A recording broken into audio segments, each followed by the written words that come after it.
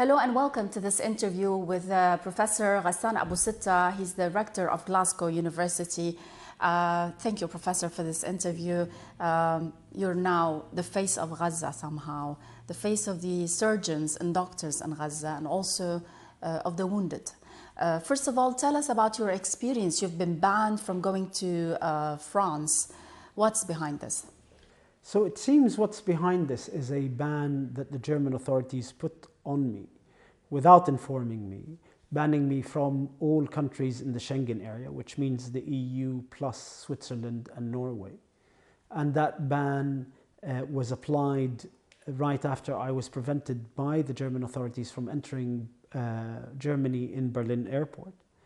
But at that time, the documents that I was given by the German authorities and the assurances that I was given by them said that I am only banned for the month of April in Germany for one specific meeting that they wanted to ensure did not take place.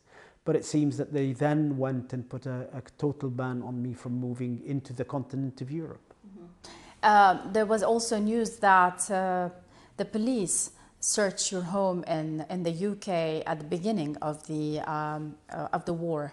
Why? You're a British citizen. So while I was in Gaza, the anti-terrorism police came to the house, questioned my wife, and through my lawyers, we made an official complaint to the police. The police then said that this is a routine search of anybody who travels to a war to find out the reasons, which I think is a false excuse, because I have over 25 years of experience as a war surgeon. Anyone doing a Google search at that time could have seen my work in the previous wars in Gaza, in Yemen, in Mosul in Iraq, in Syria. And so it was part of the harassment campaign that now continues and has actually been ratcheted up. And of course, a lot of British journalists also fly to war zones. Describe us more the situation inside Gaza. Nearly half of the population in Gaza are children. How many have been killed, roughly? So we now think that, 15,000 have been killed and registered, but we think another 2,000 to 5,000 are still under the rubble. And there are, as a result of the famine that the Israelis have created, there is daily between 10 and 30 children who are dying of malnutrition and starvation. And how long for these kids for the ones at least who have been treated, to really heal from their wounds? And are there people who need probably to be relocated to other countries in the Arab world, or maybe Europe or the US? So of the 75,000 wounded, half are children. Tens of thousands of them still need further surgery. We know from the medical literature that a child with a war injury will need between 8 and 12 surgeries by the time they're adult age. And so you can imagine the capacity within the system in Gaza before the war could not deal with this. And the capacity of any single country is not able to deal with this. There needs to be a coordinated effort in the region to take these children for surgery. A lot of this is highly complex and highly specialized surgery, so that they can be returned to Gaza once their treatment is ended. Why aren't those kids who are seriously wounded being moved at least to neighboring Arab countries? What's stopping that? There's an intentional slowing down of the process by which the wounded children are allowed out. The Israelis maintain a veto on who leaves, and in terms of also not just selecting the wounded child, but selecting the adults that are allowed to accompany them. And that intentional bureaucratic multiple hurdles is designed to slow the process down to a trickle. The plan for the Israelis to enter Rafah is on the table. What are the repercussions on the medical side? Will the medical team be able to handle more wounded? So this comes at the end of a systematic destruction of the whole of the health system. And so what has happened in the last few days, the last hospital inside Rafah has had to be evacuated, Abu Yusuf al-Najjar hospital. which really leaves a single hospital in the whole of the Gaza Strip, from the north to the south, the European hospital, as the sole functioning hospital. Anyone wounded in this attack will not be able to receive medical treatment because the Israelis have destroyed the health system before the attack on Rafah. How many doctors are there? And we know that there are some temporary hospitals that have been built. Are they helping at all from neighboring Arab countries? So the field hospitals have been useful in increasing the capacity or compensating for part of the capacity that was lost. But the kind of surgeries that can be done inside field hospitals is different than the kind of surgery that can be done in a normal hospital. And the field hospitals that have come in have not replaced the hospitals that have been destroyed in terms of capacity.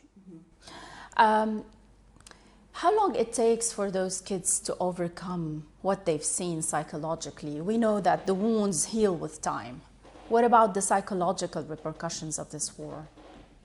There are currently between 19 and 22,000 orphan children, many of them wounded, because most of the kids were wounded when their homes were targeted. There's around 4,000 to 5,000 children with amputations. There are, half of the 75,000 wounded are children. This generation will carry the trauma of this war for its lifetime. And we know from the work done on multi-generational transmitted trauma that psychological trauma is transmitted across generations. You've been trained, and this is not your first war, and you've seen a lot inside the surgery theater, inside hospitals. What's your take from this war? This was my first genocidal war. Nothing that I had seen in Gaza, in its 5 wars, in Yemen, in Syria, in Iraq, had prepared me for this. When I was in Ahli Baptist Hospital when it was bombed by the Israelis on the 17th of October, I was surrounded by people who were dying in front of my eyes because they had just been injured by a missile that fragments into small shards of metal to mow as many people down as possible. And they were literally falling and dying as I was there in the midst of them. So it's a different, I always say this is the difference between a flood and a tsunami. You have a family? I do, and I have 3 boys, and my family lives in London. And during the war, I always felt very fortunate that my family at least was safe, because I saw how my colleagues inside the health system in Gaza were suffering because they were trying to do their work while worrying about the safety of their families. But you're putting your life at risk, and you don't have to. And you're even saying you're going to go back to Gaza. Aren't you scared? Do you think of your family just in case something happens to you? You have to make peace with that as a decision. I mean, I remember one night when there was a lot of bombing around Shifa Hospital and the buildings were shaking. And I sat down and I made peace with this idea that there's a good chance that I won't make it. But this is the bed that I made for myself. This is the path that I wanted my life to take even before I went into medicine, and probably was one of the reasons why I went into medicine. And that a life unlived is much worse than a death. So if I tell you now, between staying with your family safe and doing your job, you're one of the top surgeons in the Arab world, people know you from Beirut days, and going to Gaza and risking your life, what are you choosing?